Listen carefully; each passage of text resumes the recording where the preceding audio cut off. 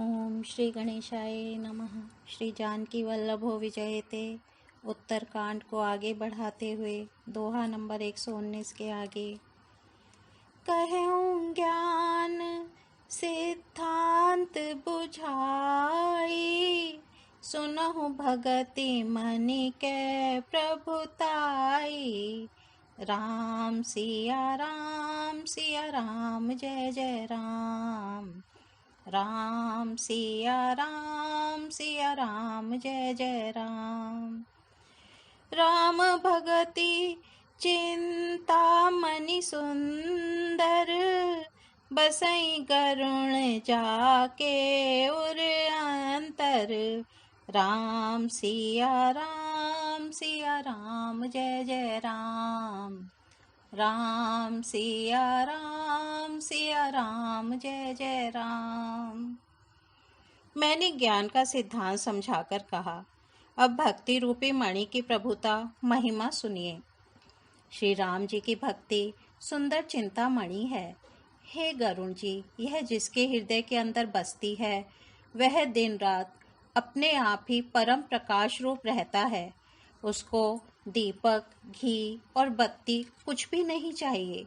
इस प्रकार मणि का एक तो स्वाभाविक प्रकाश रहता है, फिर मोह रूपी दरिद्रता समीप नहीं आती, क्योंकि मणि स्वयं धन रूप है। और तीसरे, लोभ रूपी हवा उस मणि में दीप को बुझा नहीं सकती, क्योंकि मणि स्वयं प्रकाश रूप है। वह किसी दूसरे की सहायता से नहीं प्रकाश करती। उसके प्रकाश से अविद्या का प्रबल अंधकार मिट जाता है। मदादि पतंगों का सारा समूह हार जाता है। जिसके हृदय में भक्ति बसती है, काम, क्रोध और लोभ आदि दुष्ट तो उसके पास भी नहीं जाते। उसके लिए विष अमृत के समान और शत्रु मित्र हो जाता है। उस मणि के बिना कोई सुख नहीं पाता। बड़े बड़े मानस रोग, जिनके वश होकर सब जीव दुखी हो रहे हैं, उसको नहीं व्यापते। श्री राम भक्ति रूपी मणि जिसके हृदय में बसती है, उसे स्वप्न में भी लेश मात्र दुख नहीं होता। जगत में वे ही मनुष्य चतुरों के शिरोमणि हैं, जो उस भक्ति रूपी मणि के लिए भली भांति यत्न करते हैं। यद्यपि वह मणि जगत में प्रकट प्रत्यक्ष है, पर बिना श्री राम जी की कृपा के उसे कोई नहीं पा सकता। उसके पाने के उपाय भी सुगम ही हैं, पर अभागे मनुष्य उन्हें ठुकरा देते हैं। वेद पुराण पवित्र पर्वत हैं। श्री राम जी की नाना प्रकार की कथाएं, उन पर्वतों में सुंदर खाने हैं। संत पुरुष उनके इन खानों के रहस्य को जानने वाले मर्मी हैं, और सुंदर बुद्धि खोदने वाली कुदाल है।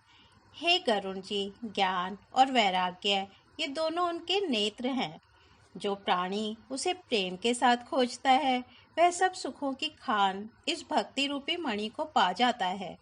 हे प्रभु, मेरे मन में तो ऐसा विश्वास है कि श्री राम जी के दास श्री राम जी से भी बढ़कर हैं। श्री रामचंद्र जी समुद्र हैं, तो धीर संत पुरुष मेघ हैं। श्री हरि चंदन के वृक्ष हैं, तो संत पवन हैं। सब साधनों का फल सुंदर हरि भक्ति ही है। उसे संत के बिना किसी ने नहीं पाया। ऐसा विचार कर जो भी संतों का संग करता है, हे गरुण जी, उसके लिए श्री राम जी की भक्ति सुलभ हो जाती है। ब्रह्म पयो निधि मंदर, ज्ञान संत सुर आही। कथा सुधा मथि काढ़ई, भगति मधुरता जाही। बिरति चर्म असि ज्ञान मद, लोभ मोह रिपुमारी। जय पायै सो हरि भगति, देखु खगेश बिचारी। सियापति राम जय जय राम। मेरे प्रभु राम जय जय राम। ब्रह्म वेद समुद्र हैं, ज्ञान मंद्राचल है, और संत देवता हैं, जो उस समुद्र को मतकर कथा रूपी अमृत निकालते हैं, जिसमें भक्ति रूपी मधुरता बसी रहती है। वैराग्य रूपी ढाल से अपने को बचाते हुए और ज्ञान रूपी तलवार से मद, लोभ और मोह रूपी वैरियों को मारकर जो विजय प्राप्त करती है, वह हरि भक्ति ही है। हे पक्षीराज, इसे विचार कर देखिए।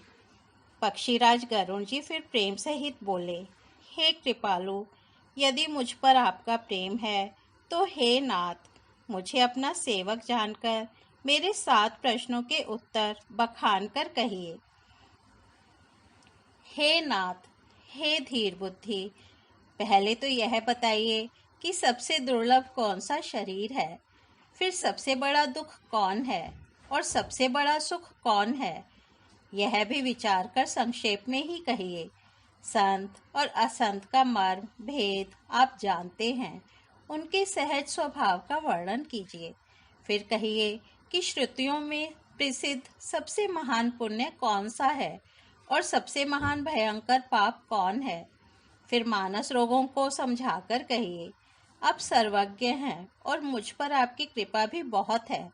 काकभूषुंडी जी ने कहा, हे तात, अत्यंत आदर और प्रेम के साथ सुनिए, मैं यह नीति संक्षेप से कहता हूँ।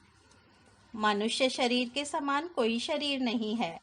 चर अचर सभी जीव उसकी याचना करते हैं। यह मनुष्य शरीर नरक, स्वर्ग और मोक्ष की सीढ़ी है तथा कल्याणकारी ज्ञान, वैराग्य और भक्ति को देने वाला है। ऐसे मनुष्य शरीर को धारण करके भी जो लोग श्री हरि का भजन नहीं करते और नीच से भी नीच विषयों में अनुरक्त रहते हैं, वे पारसमणि को हाथ से फेंक देते हैं और बदले में कांच के टुकड़े ले लेते हैं। जगत में दरिद्रता के समान दुख नहीं है तथा संतों के मिलन के समान जगत में सुख नहीं है। और हे पक्षीराज, मन, वचन और शरीर से परोपकार करना यह संतों का सहज स्वभाव है।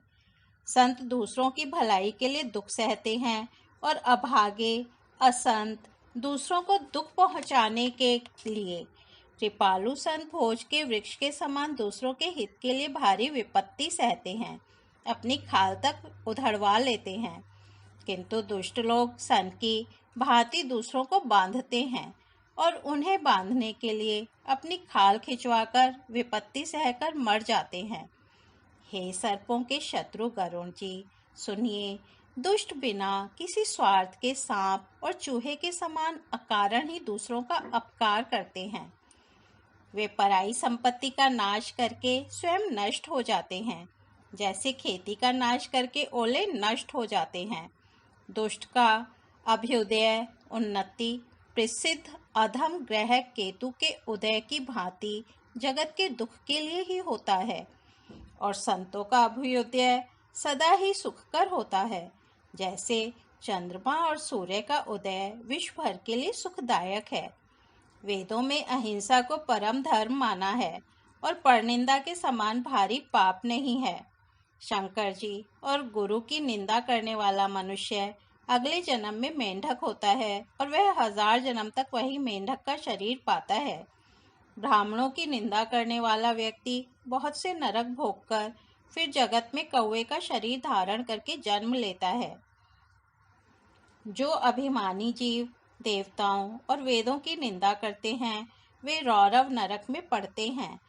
संतों की निंदा में लगे हुए लोग उल्लू होते हैं, जिन्हें मोह रूपी रात्रि प्रिय होती है, और ज्ञान रूपी सूर्य जिनके लिए बीत गया अस्त हो गया रहता है।